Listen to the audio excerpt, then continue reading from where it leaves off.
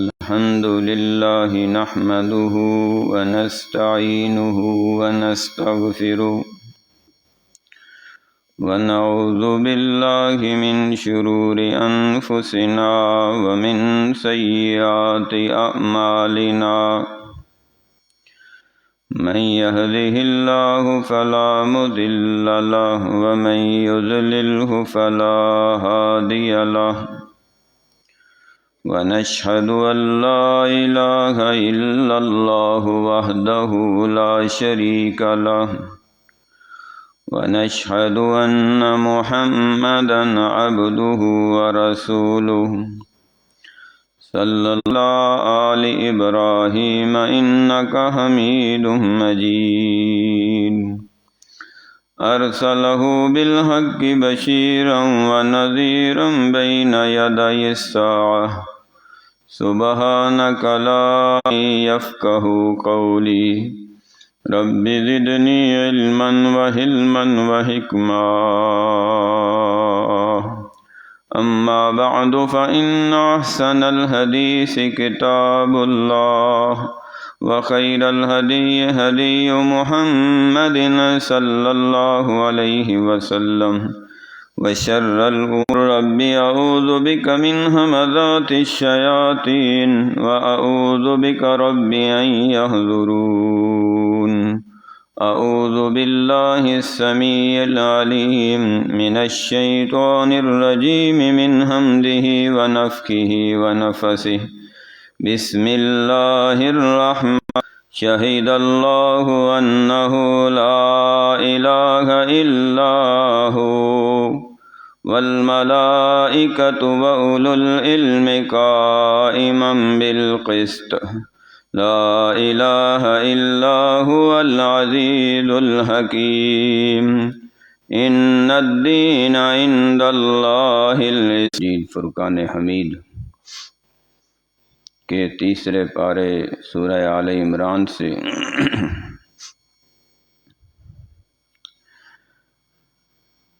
چند آیات بینات تلاوت کی گئی ہیں۔ گزشتہ جمعۃ المبارک میں الصابرین صبر کرنے والوں کے بارے میں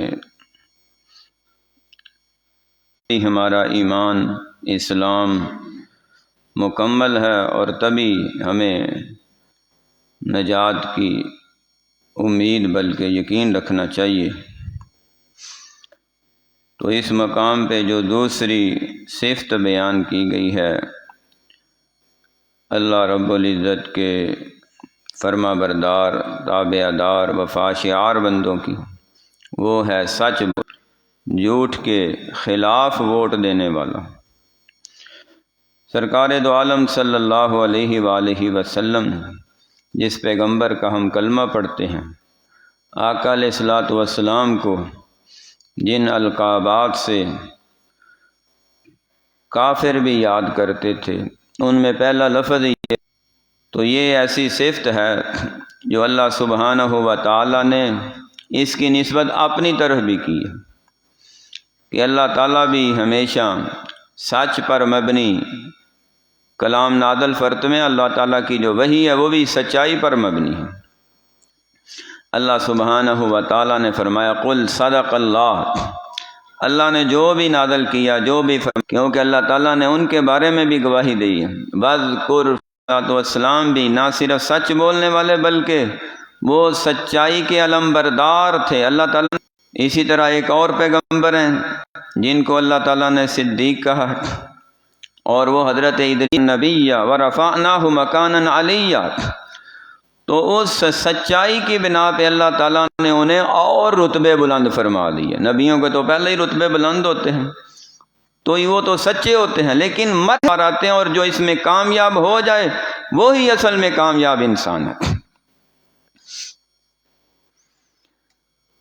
حضرت اسماعیل علیہ السلام کے بارے میں فرمایا وَاذْكُرْ فِي الْكِتَابِ اسماعیل انہ کان صادق الوعد وکان رسولا نبیا کان یامر اہلہ بالصلاۃ والزکاۃ وکان عند ربہ مرضیا، کہ حضرت اسماعیل علیہ السلام جو ابراہیم علیہ السلام کے پہلے لخت جگر ہیں، اور جن کی آل سے حضور پاک صلی اللہ علیہ وسلم تشریف لائے، تو نبی پاک صلی اللہ علیہ وسلم کے جد امجد، دادا جان، پردادا جان، جد الانبیاء سب ہمیشہ سچ بولنے والے تھے اور سچائی کا ساتھ دینے والے۔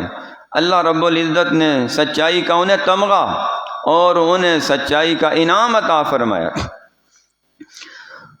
حضرت اسماعیل علیہ السلام سے لے کے آقا علیہ السلام تک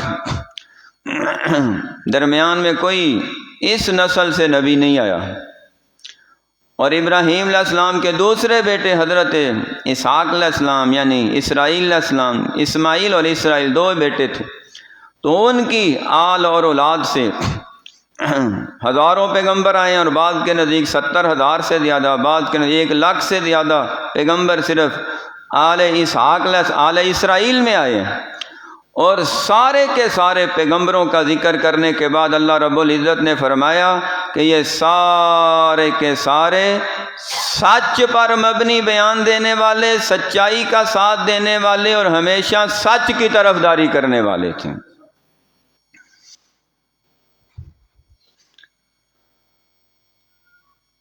ہمارے پیغمبر علیہ الصلاۃ والسلام جو ساری کائنات کے سردار، سارے نبیوں کے امام اور سارے رسولوں کے سرتاج ہیں، سرتاج الرسل ہیں، آقا علیہ الصلاۃ والسلام کو اللہ رب العزت نے کس لقب سے یاد کیا؟ اور جب سچائی بیان کرنے کا وقت آیا تو اکیلے پیغمبر علیہ السلام کا ذکر نہیں کیا، پیغمبر کے اس صحابی اور ساتھی کو بھی ساتھ رکھا کہ جس کو آقا علیہ السلام نے صدیق کا لقب عطا فرمایا۔ ابراہیم علیہ السلام، ادریس علیہ السلام، اللہ تعالیٰ نے انہیں صادق صدیق کہا، اور پیغمبر علیہ السلام کو اور پیغمبر علیہ السلام کے پہلے صحابی حضرت ابو بکر کو نبی علیہ السلام نے صدیق کہا۔ اللہ تعالیٰ نے اس پہ مہر لگائی اور سچائی کی نسبت جیسے نبی علیہ السلام کی طرف کی ویسے ابو بکر صدیق کی طرف بھی کر دی۔ والذی جاء بالصدق وصدق بہ، والذی جاء،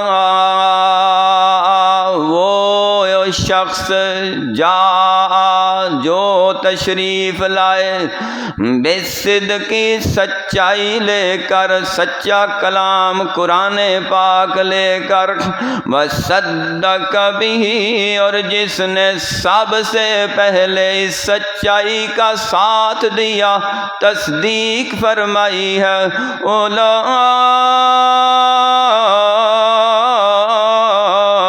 هم المتقون لهم ما يشاءون عند ربهم وذلك جزاء المحسنين۔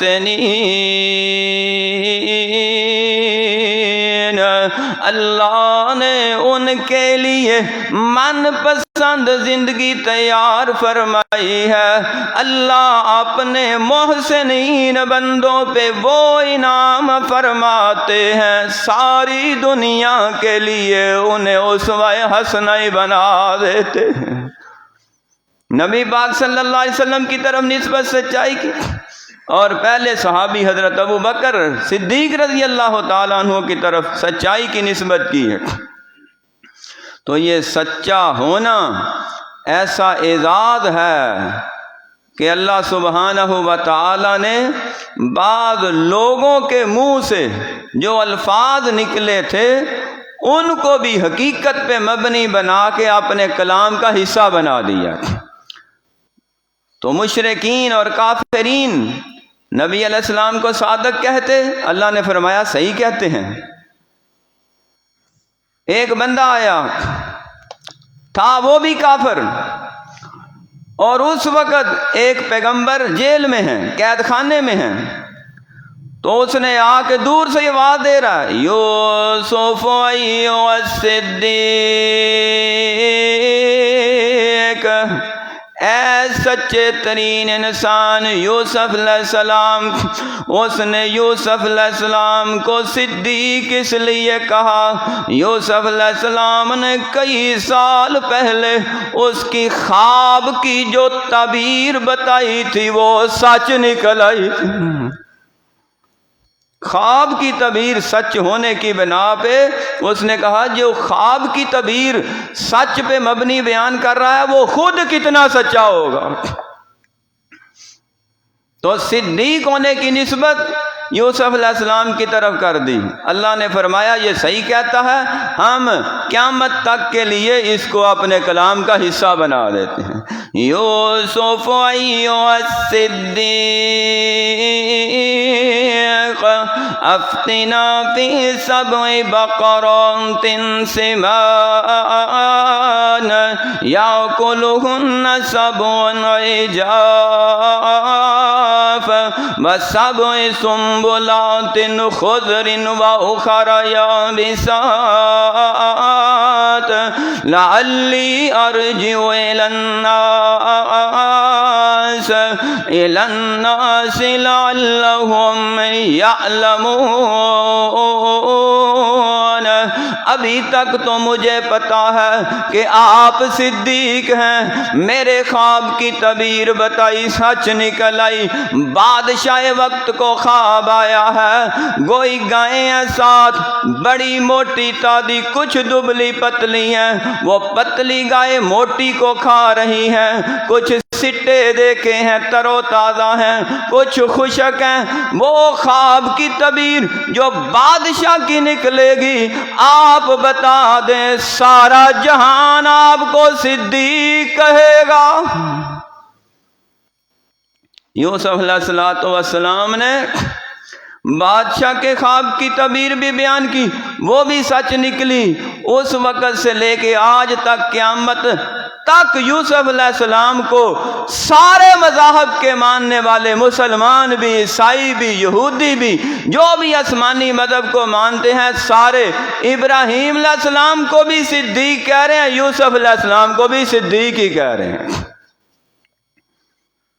اور مسلمان جو ہیں وہ ابو بکر کو صدیق کہہ رہے ہیں، اور جو کافر ہیں وہ ابراہیم علیہ السلام کو بھی صدیق نہیں مانتے، یوسف علیہ السلام کو بھی صدیق نہیں مانتے، اور جو کافر ہیں وہ ابو بکر کو بھی صدیق نہیں مانتے، کیونکہ ان کی سچائی کی گواہی اللہ نے دی ہے، اور جو اللہ کے کلام کا انکار کرے وہ مسلمان نہیں ہو سکتا۔ قرآن کا منکر کافر ہے۔ نبی پاک صلی اللہ علیہ وآلہ وسلم نے ہماری جو اپنی احادیث کے ذریعے امت کی رہنمائی فرمائی ہے، ان میں بھی جا بجا مقامات پہ سچائی کی ترغیب دلائی ہے کہ اپنے اندر یہ خوبی پیدا کرو۔ حتیٰ کہ آقا علیہ الصلوۃ والسلام نے فرمایا بچوں کو بھی سچ بولنا سکھاؤ، یہی سے عادت اپنائیں۔ ایک گھر میں آقا علیہ السلام کی دعوت تھی، تو وہاں ان کی کوئی دادی اماں، کوئی نانی اماں جان بیٹھی ہوئی تھی، وہ بچوں کو بلا رہی ہیں، اور بچوں کو بلاتے ہوئے تو ایک بچے کو آواز دی، باقی سارے آگے، ایک بچہ بیٹھا رہا، اسے لالچ دیا کہ بیٹا ادھر آؤ، میں تمہیں کھانے کے لیے کچھ دوں گی۔ تو آقا علیہ السلام فوراً فرمایا کیا کھانے کے لیے تمہارے پاس کچھ ہے؟ اس نے کہا جی بالکل یہ ہے۔ فرمایا اگر کھانے کے لیے نہ ہوتا، ویسے ہی بلانے کے لیے تم آواز دیتی تو یہ بھی جھوٹ لکھا جاتا ہے، کیونکہ بچے نے تو سمجھا ہے میری ماں مجھ سے دغا کر رہی ہے، اور وہ اس کے دل میں بات بیٹھ جانی ہے۔ بچوں کو بھی سچائی سکھاؤ، سچ بولنا سکھاؤ۔ جس معاشرے کو ہم انگلش معاشرہ کہتے ہیں، یورپ کے آزاد خیال لوگوں پہ ہمارے کچھ اعتراضات بھی ہیں، تحفظات بھی ہیں، کیونکہ وہ غیر مسلم بھی ہیں اور ان کے اندر فحاشی اور ریانی بھی عام ہے، لیکن کچھ خوبیاں بھی تو ہیں، اور ان خوبیوں کے اندر یہ خوبی وہاں میجارٹی طور پہ عوام الناس میں اور بچوں میں، جوانوں میں، بوڑھوں میں وہ عام پائی جاتی ہے۔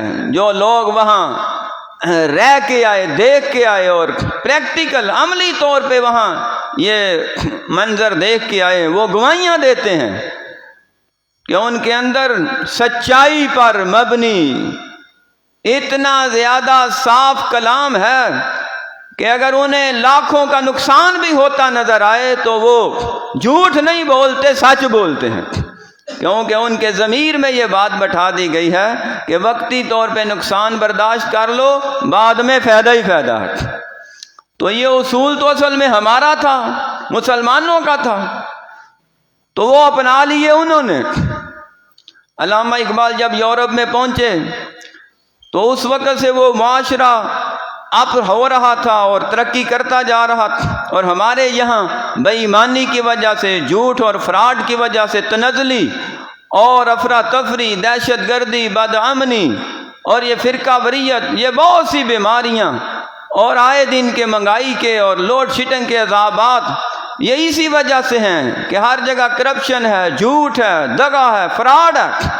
وہ ایک بڑے افسر سے لے کے چھوٹے عام مزدور تک سب کوئی سب دال لگانے پہ، فراڈ کھیڑنے پہ، ایک دوسرے کو دغا دینے پہ اترے ہوئے ہیں۔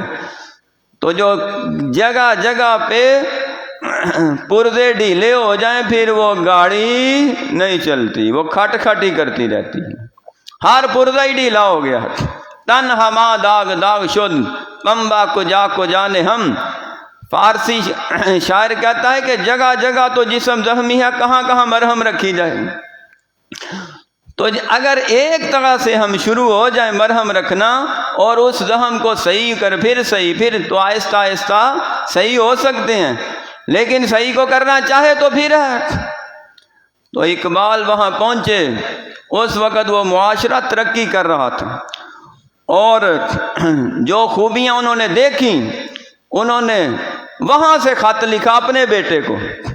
یہ جو جوید اقبال شاید ہے کہ نہیں، جو کسی عہدے پہ ہے، اس وقت اس کو خط لکھا بیٹے کو، علم کے وہ موتی جو برساتے ہمارے آبا کے، علم کے موتی ورثات ہمارے آبا کے، جو دیکھیں ان کو یورپ میں تو دل ہوتا ہے سپارہ۔ یہ علم کے موتی حکمت و دانش کے کردار کے عملی لوگ ہمارے معاشرے میں نظر آنے چاہیے تھے، ہم انہیں یورپ میں دیکھتے ہیں تو دل خون کے آنسو روتا۔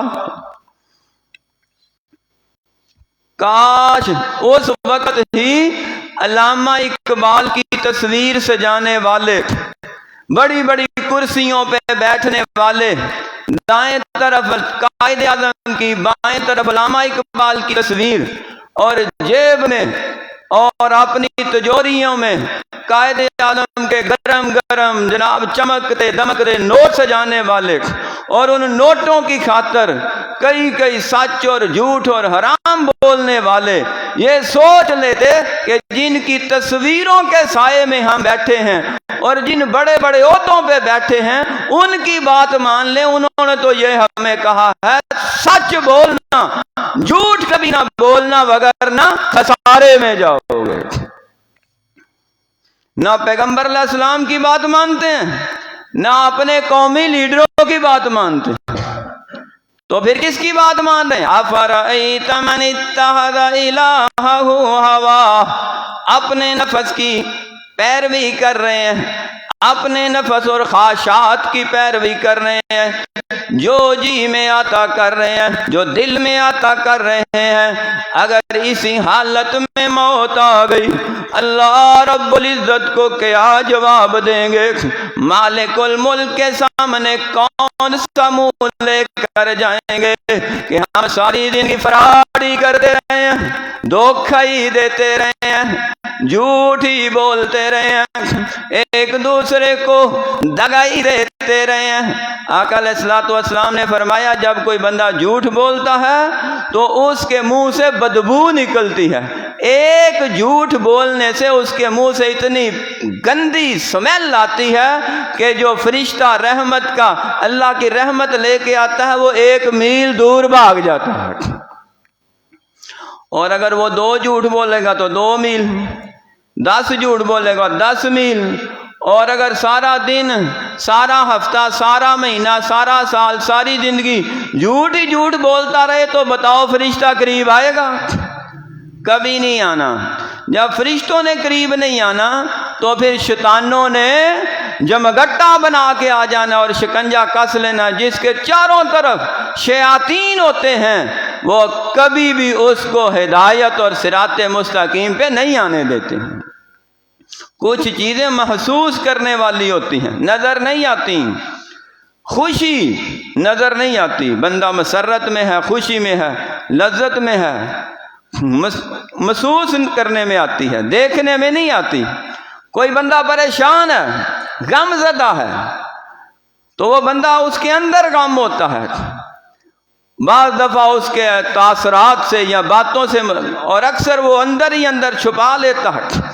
اسی طرح جو بندہ سچ بولتا ہے اس کو ایک عجیب طمانینت اور خوشی محسوس ہوتی ہے، اور جھوٹ بولنے والا اندر ہی اندر کڑتا رہتا ہے، اس کے اندر اس کا ضمیر اس کو ملامت کرتا ہے، چاہے وہ جتنے مرضی اوپر لیبل لگا لے وہ جھوٹ جھوٹ ہی رہتا ہے، زہر زہر ہی رہتا ہے، جتنا مرضی اس کے اوپر شوگر کوٹڈ کر دیا جائے، اس نے کبھی نہ کبھی ظاہر ہونا، پھٹنا ہے۔ تو تھوڑی دیر کے جھوٹ سے ہمیشہ کی سچائی کو ضائع کر لینا انسان کی عقل مندی نہیں ہے، دانشوری نہیں ہے، یہ جہالت ہے، یہ بہت بڑا خسارہ ہے، نقصان ہے، دنیا میں بھی ہے اور آخرت میں تو ہے ہی ہے۔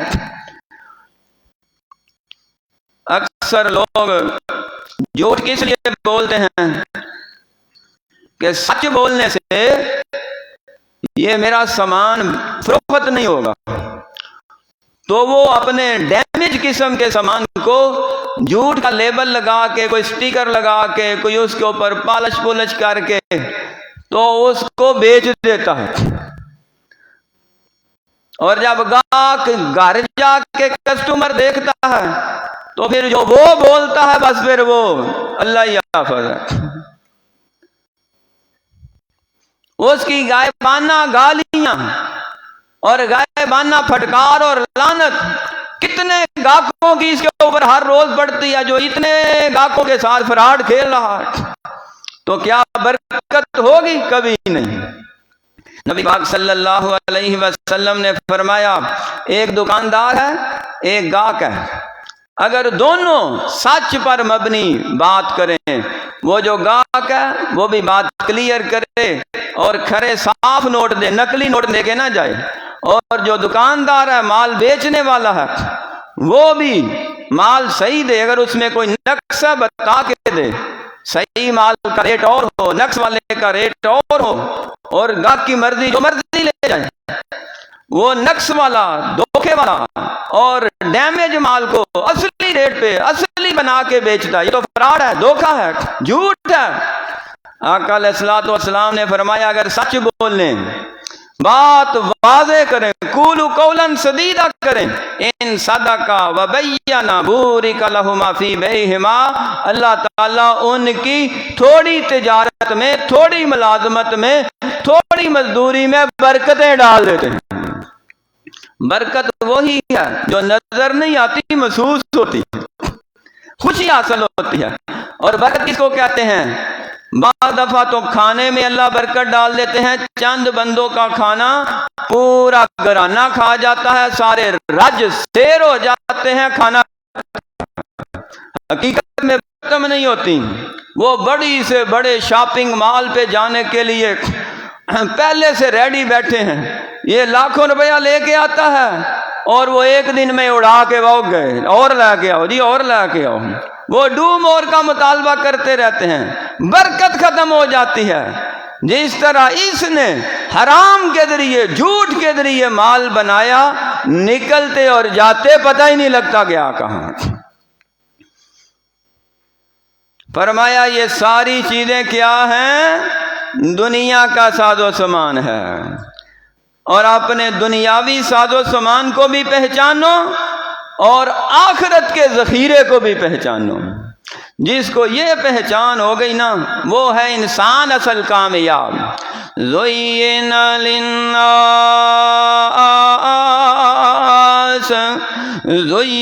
لِلنَّاسِ حُبُّ الشَّهَوَاتِ، خواہشات کے پیچھے چل کے جھوٹ بولتا ہے، فراڈ کرتا ہے، دھوکہ کرتا ہے، اپنے نفسانی خواہشات کو پورا کرنے کے لیے حلال حرام کی تمیز ختم کر کے من النساء، بیگمات کو، مستورات کو، اپنی بیٹیوں، اپنی بہنوں، اپنی ماؤں، اپنی ازواج کو راضی کرنے کے لیے، ان کی جائز ناجائز فرمائشیں پوری کرنے کے لیے مال اکٹھا کرتا رہتا ہے۔ والبنین، بیٹوں بیٹیوں کی فرمائشیں پوری کرتے، ڈیمانڈ پوری کرتے، عمر بیت جاتی۔ والقناطیر والحرث، کہیں سونا جمع کیا ہے، کہیں چاندی جمع کیا، کہیں ڈالر جمع کیا، کہیں پاؤنڈ جمع کیے، کہیں ریال جمع کیے، کہیں دینار جمع کیے، کہیں روپیہ پیسہ کی دفتریاں ڈھیر لگا کے رکھے ہیں، کہیں گاڑیاں ہیں، بنگلے ہیں، کوٹھیاں ہیں، جائیداد ہے، مال و مویشی ہے، ہر طرف زمین ہے، جگیردار ہے، زمیندار ہے، حد نگاہ تک زمینوں کا مالک ہے، باغات کا مالک ہے، نباتات۔ جھوٹ کیوں بولتے ہیں؟ اسی کچھ کو بنانے کے لیے۔ فرمایا یہ تو سارا کچھ دنیا ہے اور یہی رہ جانا ہے، اتنی دیر ہی ہے جتنی دیر بندہ دنیا میں ہے۔ واللہ عندہ حسن المآب،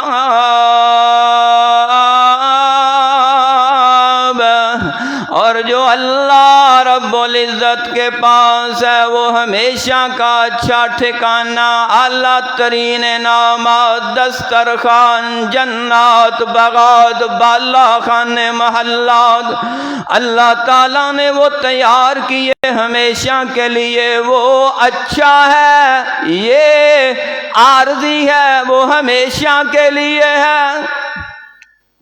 ما عندکم ینفد وما عند اللہ باق، جو تمہارے پاس ہے دنیا میں ختم ہونے والا ہے، اور جو اللہ کے پاس ہے وہ ختم ہونے والا نہیں ہے۔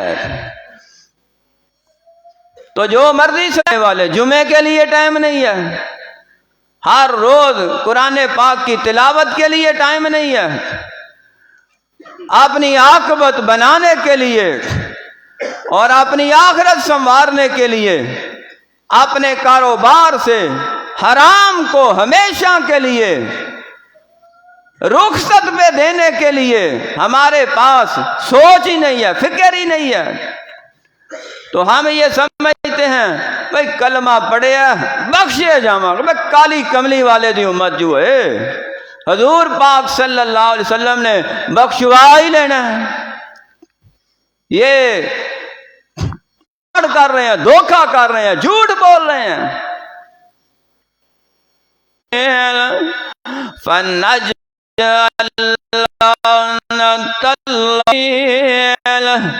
اللہ کی لعنت ہے جھوٹ بولنے والوں پر۔ تو جس پہ اللہ کی لعنت ہو وہ جنت میں جا سکتا ہے؟ اور جو ہر روز لعنت کٹھی کرے وہ جنت میں جا سکتا ہے؟ جتنے مرضی کلمے پہ پڑھے، جس منہ سے کلمہ پڑھ رہا ہے اسی منہ سے کلمہ پڑھتا ہے زندگی میں کبھی کبھار، اور جھوٹ بولتا ہے ہر روز کئی بار۔ خدا را اس فریب سے باہر نکلیں۔ کلمہ پڑھنا یہ نہیں کہتا کہ سارے جرائم بھی کری جاؤ، سارے فراڈ بھی کری جاؤ اور پھر اس امید پہ زندہ رہو کہ ہم بخشے جائیں گے۔ اللہ سبحانہ و تعالیٰ نے ہماری رہنمائی فرمایا اللہ تعالیٰ نے جو تمہارے لیے تیار کیا وہ اس سے بہتر ہے۔ قُلْ أَنَبِّئُكُمْ بِخَيْرٍ مِّنْ ذَلِكُمْ لِلَّذِينَ اتَّقَوْا عِندَ رَبِّهِمْ جَنَّاتٍ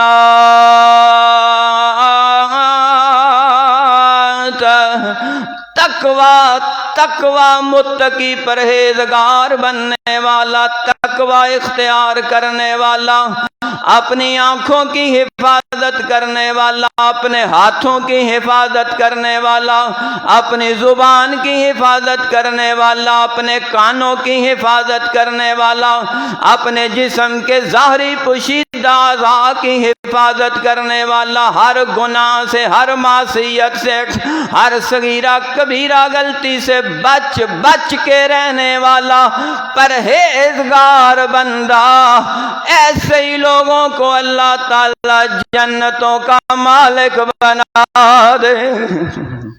پرہیزگار لوگوں کے لیے جنت ہے، خالی کلمہ پڑھ کے امید رکھنے والوں کے لیے نہیں ہے۔ ان کا حساب ہوگا، اعمال نامہ تولا جائے گا، اگر گناہ زیادہ نکلا جہنم میں پھینک دیا جائے گا۔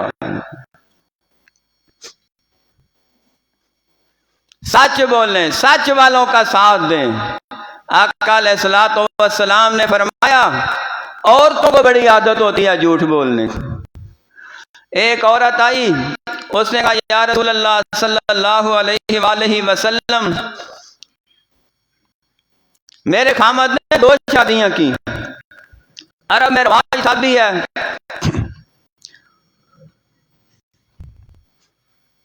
تو میری ایک سوکن ہے، تو اس سے میری توتکار چلتی رہتی ہے، لیکن آپ نے جو سچائی کی ڈیفینیشن کی ہے اور جھوٹ کے بارے میں ہماری وضاحت کی ہے، اس سے میں سوچ میں پڑ گئی ہوں۔ فرمایا کیا سوچ آئی ہے؟ کہنے لگی جی میں اپنی سوکن کا دل جلانے کے لیے اس کو آئے دن یہ کہہ دیتی ہوں کہ خامد صاحب وہ، تو کیا یہ جھوٹ تو نہیں؟ فرمایا یہی تو جھوٹ ہے۔ تم اپنی سوکن کو یا کوئی عورت اپنی درانی جٹھانی کو، اپنی ننند کو، بھاوج کو، کسی کو بھی، اپنے کسی بھی باپ سے، بھائی سے یا خامد سے اس طرح کی بات اس کی طرف نسبت کر کے دوسری عورت کو جلانے کے لیے یہ کہے اور گھر کا نظام درہم برہم کرے، عارضی طور پہ اسے خوشی حاصل ہو جائے گی، اس کو ٹینشن ہوگی، لیکن اللہ کے کاغذوں میں یہ عورت کذاب لکھی جائے گی۔ فرمایا ایک دل میں 2 باتیں جمع نہیں ہو سکتی۔ لا یجتمع الکفر والایمان